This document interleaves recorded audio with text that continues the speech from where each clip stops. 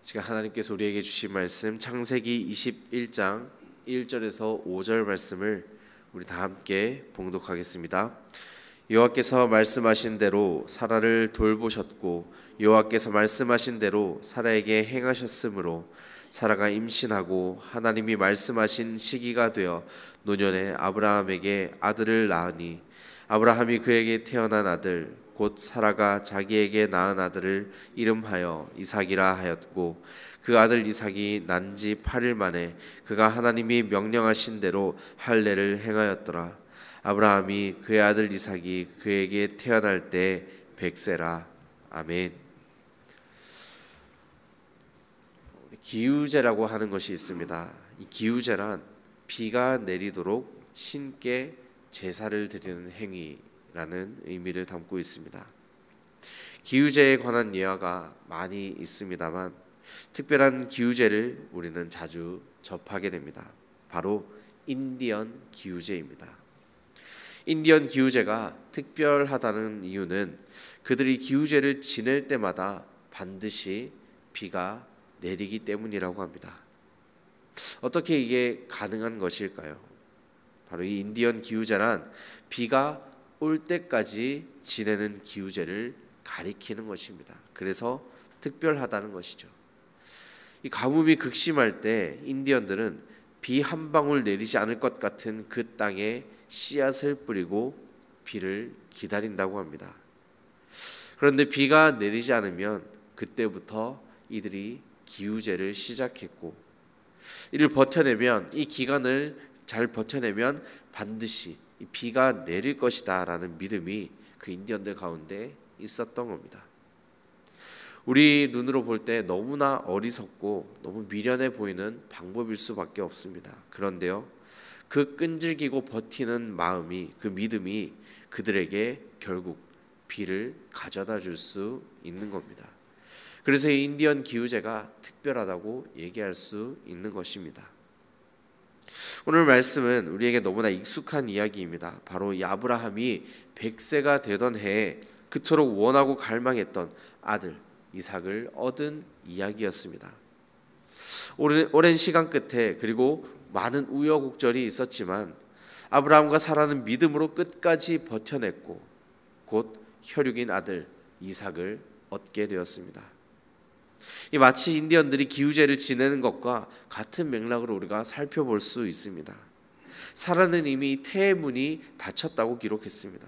그런 상태에서 아기를 잉태하는 것 자체가, 임신한다는 것 자체가 말도 안 되는 너무나 억지스러운 상황이었기 때문입니다. 당연히 그녀는 하나님의 약속을 웃어 넘길 수밖에 없었습니다. 하나님, 제가 올해 나이가 몇인데요. 농담도 적당히 하셔야죠. 이렇게 하는 웃음을 사라는 보였던 것이죠.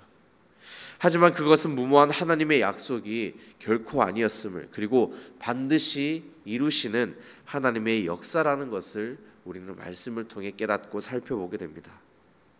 반드시 아들을 낳을 것이란 확신이 있었다면 의심할 필요조차 애초에 없었을 겁니다. 그런데 이 사라가 웃어 넘겼던 것처럼 우리는 한치 앞을 내다볼 수 없고 미래를 내다볼 수 없고 또한 불확실한 현실 속에 살아내고 있다는 것이 우리의 오늘날의 모습입니다.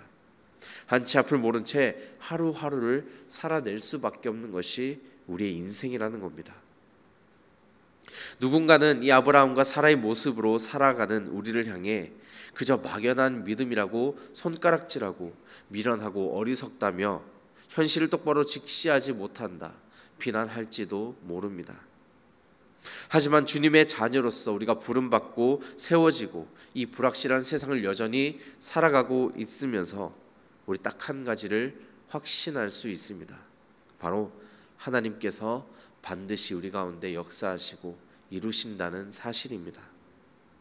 이 능치 못하실 일이 전혀 없으신 하나님 아버지는 우리가 바라보는 그 모든 불가능한 것들을 가능케 하시며 또한 죽은 자도 살리시는 능력의 하나님이시라는 겁니다. 그런 하나님 아버지를 우리가 굳게 믿고 의지하기 때문에 지금 이 자리에 우리가 나와 앉아 있고 또 주어진 자리에서 수많은 기도 제목으로 하나님께 나아갈 수 있다는 것입니다. 우리가 환우들을 위해 놓고 기도할 때에도 의학적으로나 여러 가지 설명할 수 없는 그런 병마들이 많지만 우리가 계속해서 중보하며 나아갈 때, 끈질기게 기도로서 나아갈 때 치유케 하시는 하나님의 역사를 우리가 바라보지 않습니까? 그럼에도 우리의 삶을 돌아봅시다. 자꾸만 내가 했다, 그러한 자만에 빠져 있을지도 모릅니다. 말로는 이렇게 고백합니다. 하나님이 다 하셨습니다. 하나님의 은혜로 이까지 올 수 있었습니다. 하나님의 은혜가 아니면 우리가 살아갈 수 없습니다. 수없이 고백하며 그때만큼은 진짜인 것 마냥 살아냅니다. 그런데 이 정작 삶의 실체를 들여다보면 내가 하지 않은 것이 단 하나도 없다는 것입니다. 이것도 내가 했고 저것도 내가 했고, 내가 아니면 이렇게 될 리가 당연히 없었고, 내 헌신과 다 내 노력이 있었기 때문에 지금까지 이것이 가능케 되었다. 우리는 이런 자만에 빠지기 십상이라는 것입니다. 이런 우리의 모습을 바라보신다면 이 주님은 이런 우리의 모습을 바라보시면서 어떠한 심정을 가지실까요? 반드시 이루어 주시겠다는 그 당신의 약속을 자만한 우리의 모습을 통해 이루어주고 싶으실까요? 결국 하나님 앞에서 우리의 자존심, 그리고 욕심과 교만함, 자만함을 모두 내버릴 수 있어야 한다는 것입니다. 그래서 우리 모든 성도들에게는 비움의 신앙이 더욱더 필요한 것 같아 보입니다. 나를 비워내고 남을 더 대접하고 남을 더 낮게 여기는 그 겸손한 마음들, 이것이 곧 주님을 향한 우리의 겸손한 마음, 그 귀한 믿음이 되어야 할 줄로 믿습니다. 이 하나님을 향한 간절한 믿음, 끝까지 버티는 그 믿음, 그리고 겸손한 마음을 날마다 겸비함으로 하나님께서 아브라함을 통해 역사하신 것처럼 우리 가운데 지금도 역사하시는 그 하나님의 약속을 바라보게 되는 귀한 하루가 될 줄로 간절히 믿습니다. 지난해 월드컵 기간 동안 또 빠질 수 없었던 슬로건이 하나 있었습니다. 이름하여 중꺽마라는 단어입니다. 이게 줄임말인데요, 중요한 건 꺾이지 않는 마음이라고 합니다. 중꺽마입니다. 늘 월드컵만 되면 우리나라는 늘 경우의 수를 따져야만 했습니다. 실력이 그만큼 되지 않기 때문인 거죠. 이번 월드컵 여정 또한 그렇게 쉬운 여정은 아니었습니다. 시작하기 전에는 해볼 만한 상대들이다, 이미 이긴 전력이 있다, 이렇게 막 했지만 결국 우리는 몇 퍼센트 되지 않는 그 경우의 수를 따지면서 16강 진출을 전개했습니다. 그런데 그 믿음에 반응하는 것처럼 20년 만에 월드컵 16강 진출을 우리가 이루어냈습니다. 정말 말도 안 되게 기적적으로 16강에 진출할 수 있었던 이유가 무엇일까요? 물론 이 선수들의 투혼과 그 열심도 당연히 있었겠지만 말 그대로 우리 전 국민의 꺾이지 않는 마음이 있었기 때문이기도 합니다. 그렇게 뜨겁게 응원하고 선수들이 노력한 결과 수많은 강대국들을 물리치고 16강까지 진출할 수 있었던 것이죠. 우리에게 필요한 것이 바로 꺾이지 않는 마음, 이 꺾이지 않는 믿음이 되기를 간절히 소망합니다. 오늘도 우리 가운데 반드시 계획하신 바를 이루시는 전능하신 하나님 아버지만을 바라며 그 계획을 쫓아 살아내는 우리 모든 성도님의 하루하루가 되기를 간절히 축원합니다. 기도하겠습니다.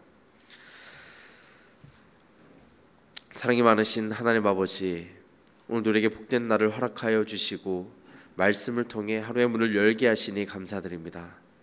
말씀에 순종하게 하시고 또한 말씀을 통해 겸손함을 겸비하게 하셔서 하나님께서 아브라함을 통해 약속해 주신 것을 반드시 이루시는 그 귀한 역사를 오늘 살아내는 우리에게 동일하게 적용시키시며 이루어 주시는 하나님의 은혜를 바라보며 나아갈 수 있게 하시고 날마다 겸손함으로 나보다 남을 더 낮게 여기고 하나님을 향한 믿음을 끝까지 견고히 다져나가는 우리 모든 성도의 삶이 될 수 있도록 인도하여 주시옵소서.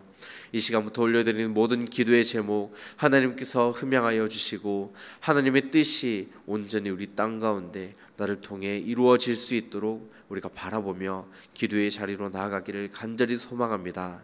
우리의 기도의 제목을 들어주시고 겸손한 마음으로 주님 앞에 나아갈 수 있도록 인도하여 주시옵소서. 감사드리며 귀하신 예수님의 이름으로 기도드립니다. 아멘.